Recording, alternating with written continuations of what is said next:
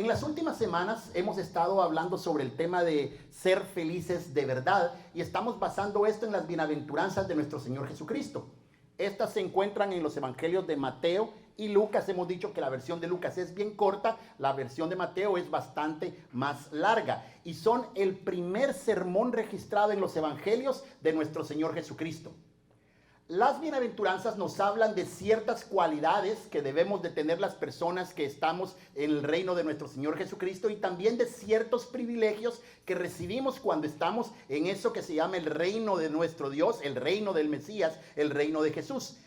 Cada una de estas cualidades están estrechamente ligadas entre sí. Yo no puedo tener una y no tener la otra. Todas las cualidades las debemos de cultivar. Es como un eslabón de cadenas. Si nos falta un eslabón, ya no es una cadena. Tenemos que tenerlas absolutamente todas. Nada de lo que nosotros hagamos nos puede sacar de ese reino. Pero tenemos que tener claro que hay ciertas cosas que nosotros tenemos que tener. A manera de resumen, hemos hablado que la primera cosa que nosotros tenemos que tener es una bancarrota espiritual. ¿Qué es eso? Reconocer que realmente delante de Dios no tenemos nada para pararnos delante de Él y decirle, Dios, hey, aquí estoy yo, mírame, yo soy bueno. Nadie califica para eso. Estamos en bancarrota espiritual por completo. La segunda cosa es que el reconocer nuestra bancarrota espiritual nos llama a llorar de alguna manera por nuestro propio pecado. ¿Qué voy a hacer? ¿Qué voy a hacer si estoy en bancarrota? ¿Qué voy a hacer si estoy si no puedo hacer absolutamente nada para ponerme delante de Dios? Y la semana pasada hablamos que lo único que podemos hacer es acercarnos delante de Dios y decirle, Señor, ayúdame, recíbeme, porque yo no puedo hacer nada por mí mismo.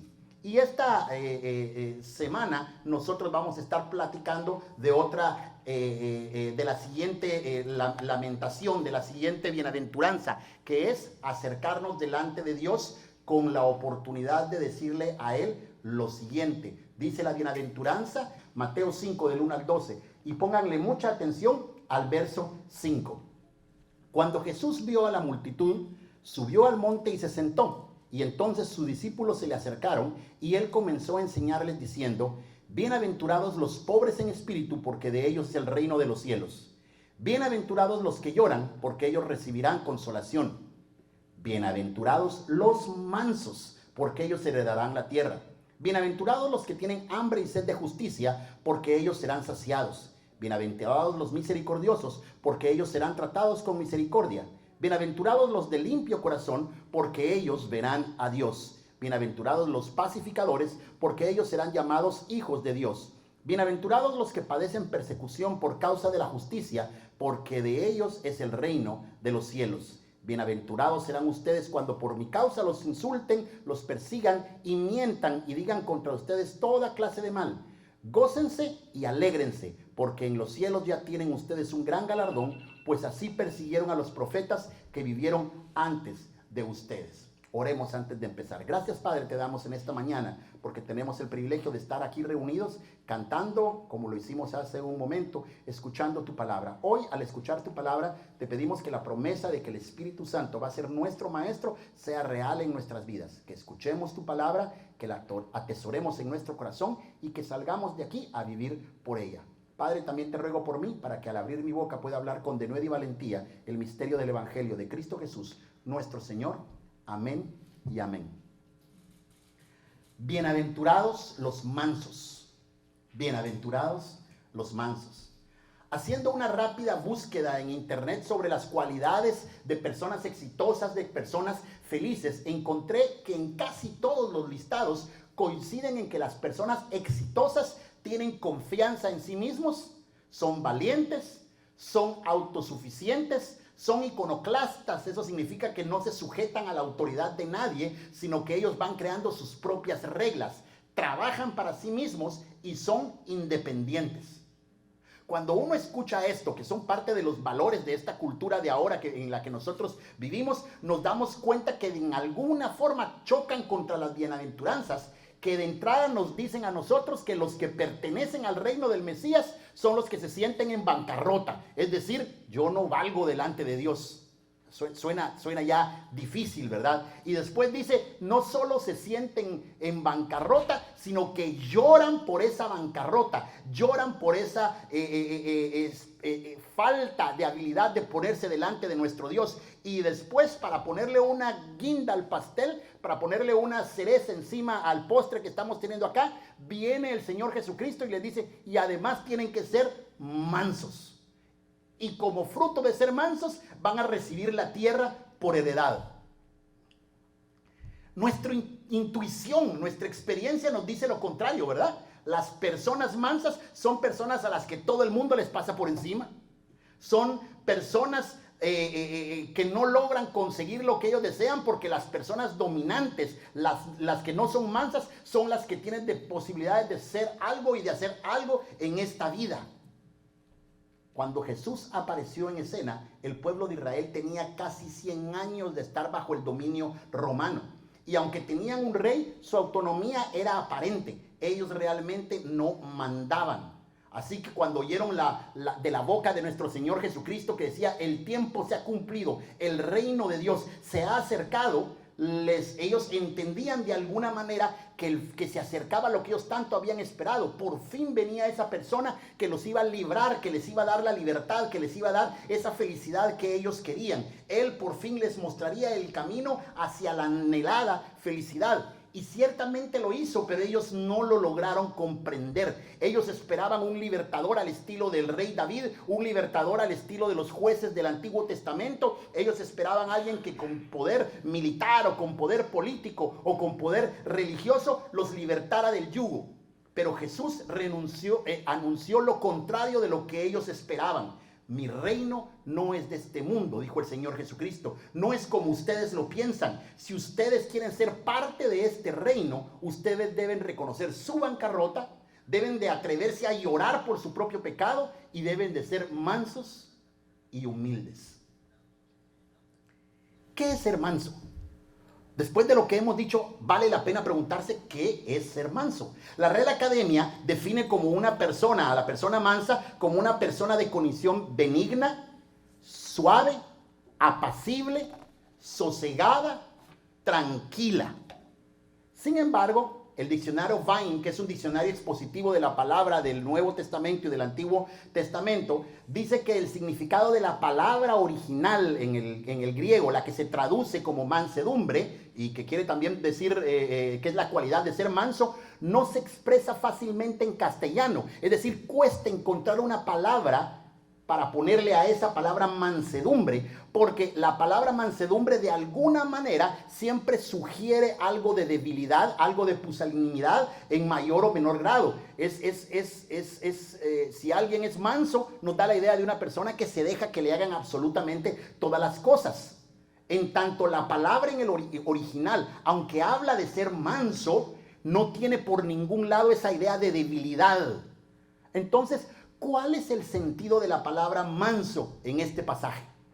Para poder escarbar un poquito eso, tenemos que ir al Antiguo Testamento y empezar a buscar lo que el Señor Jesucristo dijo. Primero, la bienaventuranza de sean mansos no es una bienaventuranza que es original del Señor Jesucristo, sino que el Señor Jesucristo la tomó del Salmo 37:11. Si ustedes van al Salmo, y les agradeceré que por favor se muevan hacia el Salmo 37, que lo leyó ya Johnny hoy en la mañana. El Salmo 37:11 dice exactamente lo mismo que el Señor Jesucristo dijo. Pero los humildes heredarán la tierra y disfrutarán de gran bienestar. El doctor Samuel Pagán, es un maestro en la Biblia, presenta un tema de gran importancia. Dice que el Salmo 37 presenta un tema de gran importancia teológica y práctica. Es el sufrimiento de la gente injusta y la prosperidad de la gente malvada. Eso es algo que nosotros vemos comúnmente, ¿verdad? Y nos preguntamos, ¿cómo es posible que haya una persona que esté portándose mal toda su vida y le va bien? ¿Y cómo es posible que yo estoy portándome bien? Tal vez no, digo yo, pero este se está portando bien y miren cómo le va. De eso parece ser que el Salmo 37 está hablando. En otras palabras, ¿por qué a tanta gente buena le va mal y a tanta gente malvada le va bien? ¿Dónde está la justicia de Dios? El Salmo 37, y le voy a pedir que por favor se mantengan ahí, en el verso 1 y 2 dice lo siguiente: no te alteres por causa de los malvados, ni sientas envidia de los que practican el mal, porque pronto se marchitan como la hierba, pronto se secan como la hierba verde. La Biblia de las Américas traduce bellamente estos primeros dos versos y dice de la siguiente manera: no te irrites a causa de los malhechores y no tengas envidia de los que practican iniquidad, porque como la hierba pronto se secarán y se marchitarán como la hierba verde. Si ustedes quieren leer sobre el mismo tema, pueden ir a Proverbios 24, que está diciendo muchas veces exactamente lo mismo. No tiene sentido que envidiemos a los que hacen mal, ni tampoco tiene sentido que querramos estar con ellos solo para ver si se nos pega algo. Que ese es otro problema que podemos encontrar, ¿verdad? Conocemos a alguien que no se porta bien, pero le va muy bien, y queremos estar a la par de él para ver si se le resbala algo de lo que él está haciendo. En el Salmo 73, si ustedes también se mueven para allá, hay una confesión del salmista Asaf, ese es el nombre de él, y él dice esto: Dios es bueno, y los que son de limpio corazón deben de esperar de él su bondad. Pero a él, o sea, es decir, Asaf dice el mismo, esa aparente falta de correlación entre el bien que reciben los malos y el mal que reciben los buenos, por poco lo hace resbalar. ¿Cuál fue la razón? Dice él: tuve envidia al ver cómo prosperaban los malos. La tentación que sufrió Asaf no nos es ajena. Alrededor de nosotros podemos estar sintiendo mucho tiempo las mismas incongruencias de la vida. Una pareja hermosa, por ejemplo, que se aman, que son estables, que son trabajadoras, sufren porque no logran tener un bebé, para dar un ejemplo. Y sin embargo, ellos voltean y ven a otras parejas que se pelean, que se llevan mal, que tienen problemas y todo lo que se les imagina enfrente, y a ellos se les da fácil eso de tener bebés. ¿Por qué pasa eso? ¿Por qué pasa eso? Se puede uno preguntar. Alguien ha estado mucho tiempo trabajando, luchando por conseguir un trabajo. Es un buen trabajador, siempre llega temprano, hace que todo para que le salgan bien las cosas. Y de repente no reconocen su trabajo, o lo peor, lo despiden. O lo que recibe, él siente que no es suficiente o no es acuerdo al esfuerzo que él hace. Y sin embargo, él voltea a ver a otras personas que están alrededor de él, que no trabajan, no se esfuerzan y reciben mucho mejor de lo que él recibe. A alguien en esa circunstancia le es fácil enojarse, le es fácil sentir envidia por ese otro compañero que regularmente llega tarde, que pareciera ser que no trabaja, e incluso puede ser cierto que no trabaje, pero se lleva todos los honores de la compañía y el dinero parece que le cae del cielo.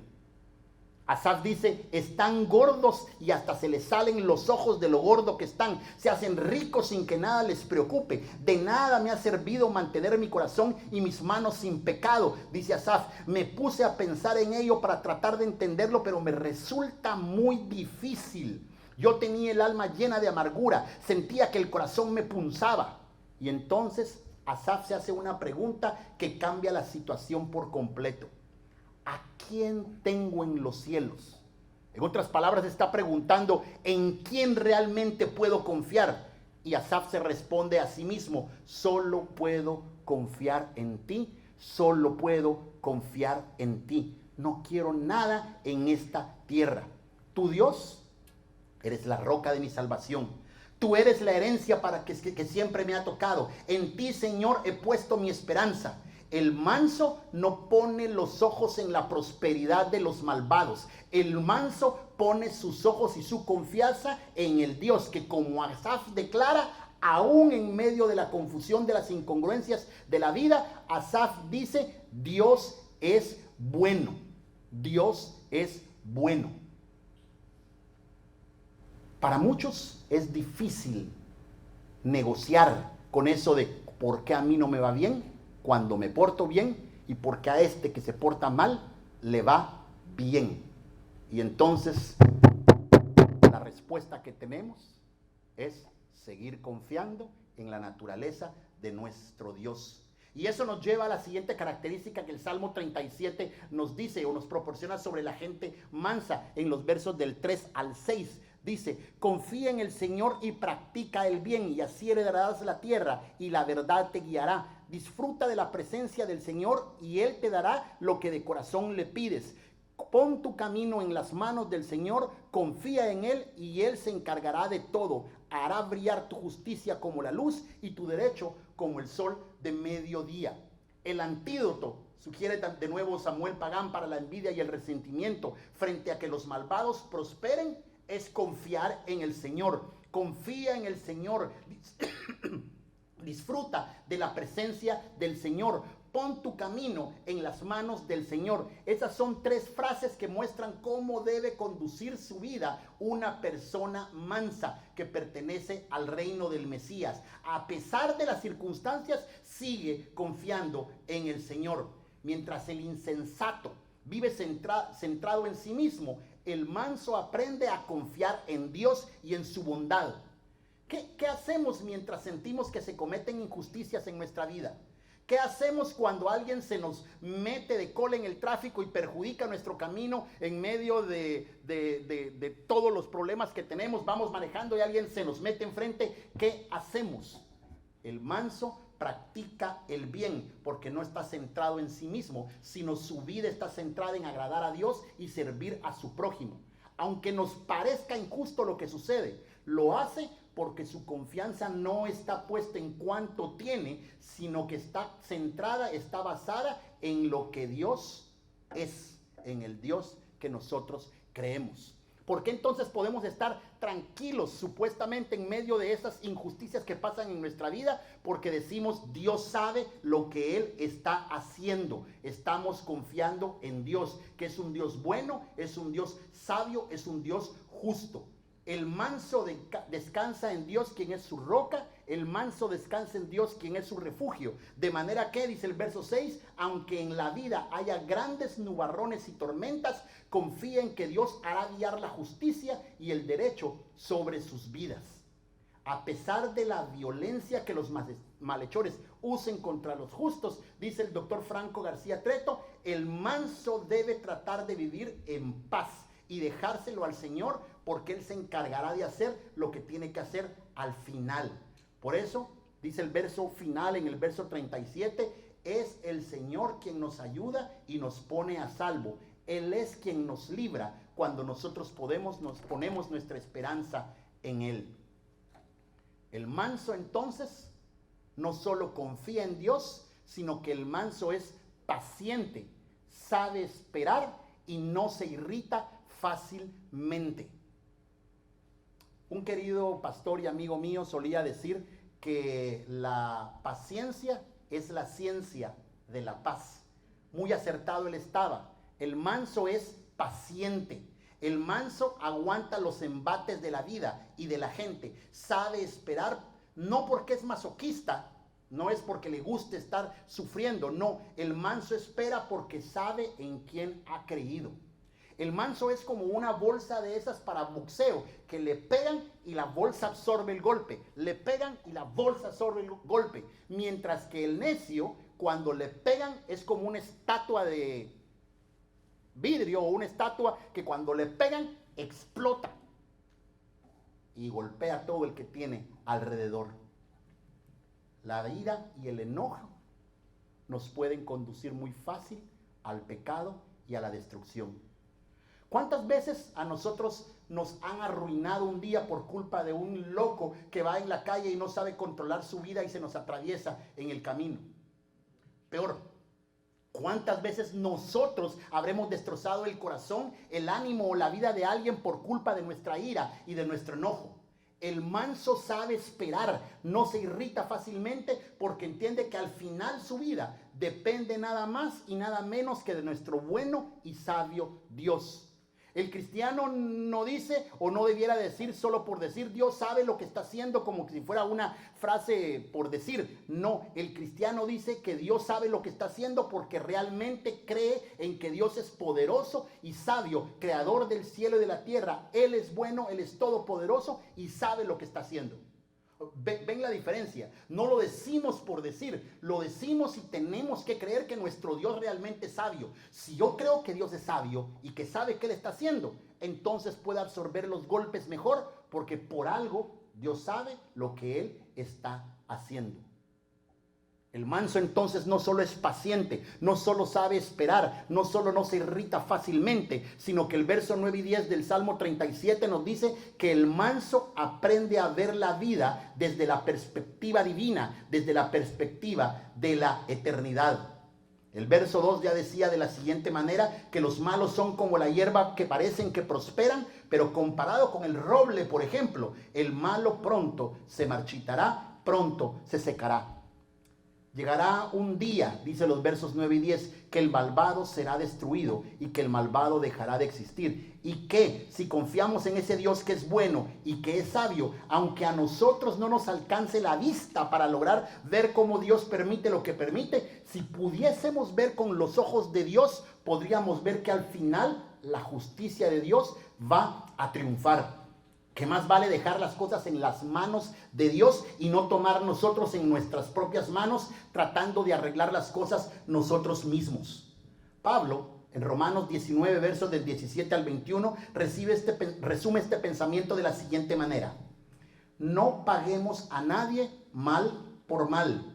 Procuremos hacer lo bueno a los ojos de todo el mundo. Si es posible, en cuanto dependa de nosotros, vivamos en paz con todo el mundo. Si es posible, repito, y en cuanto dependa de nosotros, vivamos en paz con todos. No busquemos vengarnos. Mejor dejemos que actúe la ira de Dios, porque escrito está, mía es la venganza, yo pagaré, dice el Señor. Por lo tanto, si nuestro enemigo tiene hambre, ¿qué es lo que hay que hacer? Darle de comer. Si nuestro enemigo tiene sed, dale de beber. Si así lo hacemos, haremos que éste se avergüence de su conducta. No permitamos que nos vence el mal. Es mejor vencer el mal con el bien.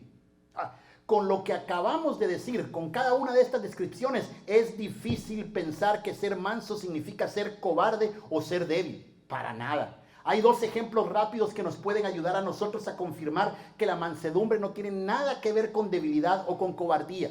El primero es el rey David. En 2 Samuel, un libro del Antiguo Testamento, nos narra la historia cuando David huye delante de su hijo Absalón. Absalón intenta quitarle el reino y entonces David decide no hacerle frente a su hijo que se había levantado para quitarle el reino. Y junto con David iban los levitas que llevaban el arca de Dios, y David les ordena que regresen el arca a la ciudad. Y entonces la gente le pregunta, ¿y por qué? Y entonces él repite en fe: si el Señor se digna a verme con buenos ojos, me permitirá volver a ver el arca. Y si no, Él sabe qué es lo que está haciendo. Él sabe lo que está haciendo en mi vida.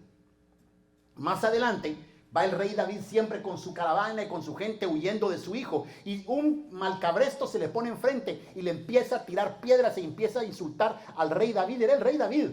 Que estaba en retirada es una cosa, pero era el rey David, y le empieza a tirar piedras y le empieza a insultar. Bueno, te está pasando todo lo que está pasando, le empieza a decir ese que está a la par del rey David viéndolo pasar.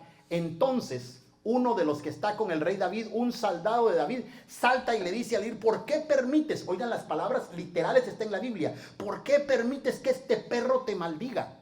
Dame la orden y ahorita lo mato. Y entonces el rey David le responde: Dios sabe por qué le ha permitido que me maldiga. Tal vez es la voluntad de Dios. Si no es así, entonces el Señor va a ver mi aflicción y Él va a convertir en bendición esas maldiciones que yo he recibido. ¿Necesitó David más fuerza para no matar a ese que lo estaba insultando? ¿O necesitó más fuerza para matarlo? ¿Qué se necesitaba más fuerza?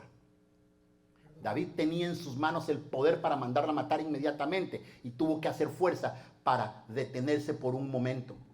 David se mantuvo en paz porque entendía que Dios era el que estaba permitiendo lo que estaba sucediendo. El segundo ejemplo que yo tengo es el ejemplo de nuestro Señor Jesucristo, el Rey Supremo del universo, dueño de todo el poder, quien construyó este mundo con su palabra, y Él no escatimó el ser igual a Dios como cosa que aferrarse, sino que se despojó a sí mismo y tomó forma de siervo y se humilló semejante a los hombres, y estando en la condición de hombre, se humilló a sí mismo y se hizo obediente hasta la muerte y muerte de cruz. Y estando en el umbral de la muerte, en el huerto, repitió estas palabras agónicas que nos darán la clave para entender qué es mansedumbre. Padre mío, dice el Señor Jesucristo estando allí a los pies de la cruz, si es posible, haz que pase de mí esta copa, pero que no sea como yo quiero, sino que se haga lo que tú quieres hacer. Mansedumbre, al final de cuentas, es colocar nuestra fuerza, nuestra voluntad, nuestro poder, nuestro carácter bajo la voluntad de Dios. Primeramente es Dios, al principio es Dios, y Él es el que debe controlar la vida. Debo de aprender a aceptar sus mandatos, debo de aprender a aceptar su palabra, debo de aprender a aceptar su corrección, debo de entender que Él es el que trata con mi vida, debo de entender que es bueno sin discusión, sin oposición. Debo de aprender a poner mi vida y todo lo que yo creo que me pertenece por derecho bajo la voluntad de Dios. Y luego, en segundo lugar, también debo de aprender a poner mi voluntad en sujeción a las demás personas. Pablo lo repitió así, que debo de aprender a tratar a los demás como superiores a mí mismo. Si nosotros aprendemos a hacer eso, aún con los que nos cae mal, estamos demostrando más poder y más fuerza que los que se dejan llevar por la ira y por el enojo en cualquier momento. El camino de Cristo es distinto al camino del mundo. Mientras aquí todos nos esforzamos en lograr hacer cumplir nuestra voluntad, en el reino de Dios el llamado es que, sabiéndonos quebrantados espiritualmente, nos acerquemos a Dios en humildad, dispuestos a poner todos los días a su disposición a cumplir su voluntad y no la nuestra. Esa es la verdadera mansedumbre, cuando entendemos que así como Él, por nuestro beneficio, Él renunció a la gloria para vivir en medio de nosotros, también nosotros a veces tenemos que poner nuestra voluntad al servicio de Él y también al servicio de los demás. Eso es ser verdaderamente mansos. Pero eso no es gratis. Nosotros lo podemos recibir porque Cristo lo obtuvo en la cruz del Calvario. Y ese es el reto para el día de hoy, que nosotros nos acerquemos delante de Dios, porque de aquí soy el primero que me pongo al frente de que muchas veces me dejo llevar por mi propia ira o por mi propio enojo, y uno no sabe y termina golpeando el corazón, la mente, aún el cuerpo de otra persona, simplemente porque no tengo la suficiente valentía, miren la diferencia, de acercarme y someter mi voluntad, no a mí, sino que someter mi voluntad a la voluntad de Dios. En ese pensamiento, yo les voy a pedir que inclinen su cabeza y que si alguno entiende que ha cometido este problema de la ira, este problema del enojo que no lo logra dominar, que hoy se encuentre delante del Señor Jesucristo, le diga: mira, ayúdame. Esa es la bancarrota espiritual, ¿verdad? Yo solo no puedo. Yo solo no lo logro hacer, pero sé que tú lo puedes hacer. Si tú viniste y renunciaste a la gloria para estar en medio de nosotros, tú puedes hacer lo mismo con nosotros y nos puedes ayudar para renunciar a nuestro trono y poner nuestra voluntad a tu servicio y al servicio de los demás. Oremos. Padre Santo, te damos gracias en esta mañana, porque por un rato podemos nosotros meditar en este gran problema de la ira, en este gran problema del enojo, y entender que tú nos llamas a ser mansos y humildes, no solamente por masoquismo, sino simplemente porque nosotros entendemos que fue lo mismo que tú hiciste, que sujetaste tu fuerza, sujetaste tu poder al Padre y viniste a vivir en medio de nosotros haciéndote humilde. Padre, así te pedimos que nosotros podamos hacer lo mismo, que aprendamos a sujetar nuestra vida a tu voluntad, haciendo a los demás lo que tú esperas que nosotros hagamos también, que aprendamos a tratarlos como superiores a nosotros mismos. Lo pedimos todo en el nombre de Cristo Jesús, nuestro Señor y nuestro Salvador. Amén y amén.